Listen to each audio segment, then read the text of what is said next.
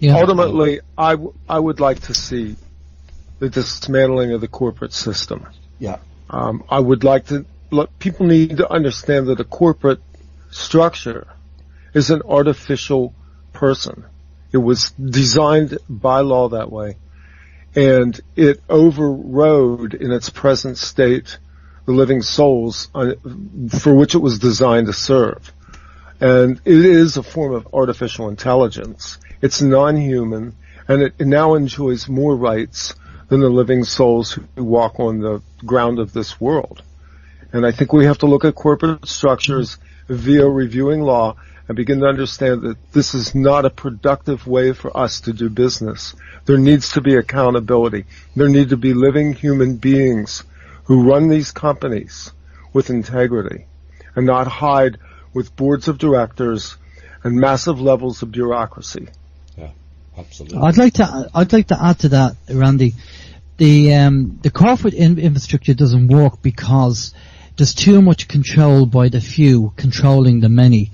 So whether you have a company of 50 people or a company of 50,000, there's always going to be somebody at the top or board of directors controlling what way the system runs. And you could have one person who manages a department with, say, 1,000 people, and because of that person's mindset and attitude, it could actually affect the rest of the staff.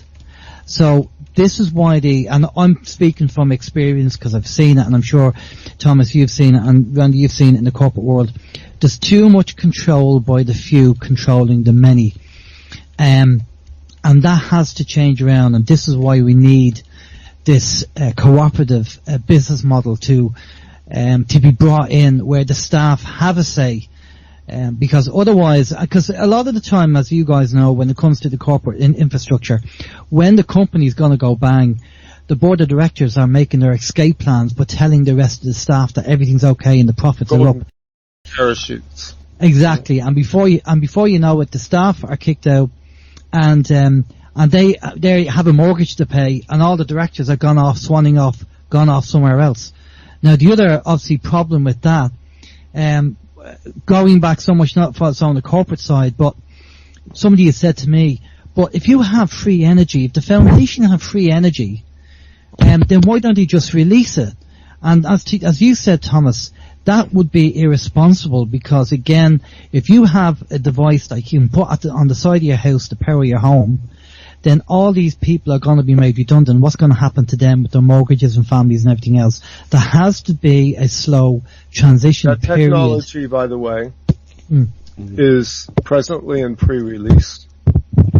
Intel has tracked this for 5 years, and I'm aware that is actually going to be done probably first in the Pacific Rim. And any technology that's capable of wiping out an entire industry obviously needs to be deployed thoughtfully. But I think we're also not looking at what it's going to create in terms of opportunity, and this truly is decentralization.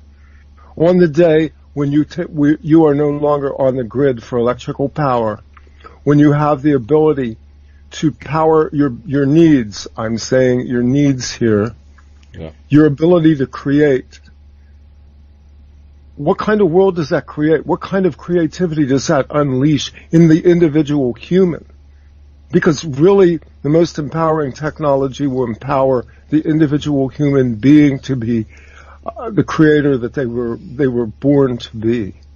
So I'm not threatened by that. I'm not threatened by the fact that we potentially put people out of work, because I think there'll be better and more work for them inside of the system that creates, the decentralized system. Placing it was called corporate, but it's actually co-pirate. The pirates of the sea became the pirates of the land, and going with a cooperative business model was the way forward. All their businesses have failed. They've only been kept going by the trust and all kinds of other slush funds. Let's be honest. They were designed to all fail. And so what we cannot do is replicate their world, their system. None of it. Well, and it was a whole control mechanism as well. It was always set up from the beginning to be a control mechanism. Predominantly, initially, it was actually for the purpose of not only creating a control mechanism, but the trust had rules. So the trustees were only permitted to take a certain amount, meaning, a certain percentage as a management fee almost, and or for doing the job. And they had to create a mechanism to whereby they were once removed from the trust in order to collect additional monies. That's where the corporates came in. So it was not only control of industries, then of course they were being fed technologies from the Majestic 12. So everything that we have, that we use today in the world, it was predominantly created prior to, 1970. So our phones, our computers, everything has been fed to us over a period of time by these same corporates. And then they kept perpetuating, the use of everything from shampoo to televisions. Yeah. We've had holographic communication methods for, decades, and we're not using them. Why aren't we using them? It's the next phase, and our computers are created to degenerate. Yeah. So even if you take great care of your computer, within a couple of years, it's defunct. Obsolete. So, by no fault of yours. The phones are the same way. Apple phones are created to break, so they can make more money. Built-in obsolescence. Yeah. So, we've got to be smarter. Yeah, absolutely. And ending the materialistic game and the comparative mindset and competitive mindset brings that down in and of itself. Think about what you're buying. I set this as a test about 6-7 months ago. Analyse what you're spending each month. How much of it is wasted? And we all do it. I'm no different. You can subtle changes on a larger scale. It's the ripple in the pond. Well, if you keep rippling the pond, you're going to end up with a wave, and if you keep creating waves, you're going to end up with a tsunami.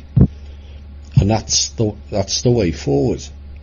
It's not rocket science. We don't have to follow their pattern, because their pattern failed. You all heard what I had to say before. Every single level has failed. It was designed to. There's no plan. Why is there no plan? Because we weren't supposed to be here in 2019, is why there's no plan. Not only we the people, but the clans, all the bloodlines and all them, they were going to get wiped out also. And so we have to come up with a new plan. And this is what this show's about. And the baton passes to you all. It's not about Kim, it's not about me, Randy, Alan, or anyone else group who wants to get involved. We welcome all groups. But you've got to have the same drive of we're fixing the whole planet, because essentially is what we are. Kim mentions in a previous show of 489 different aspects of life that have to be changed.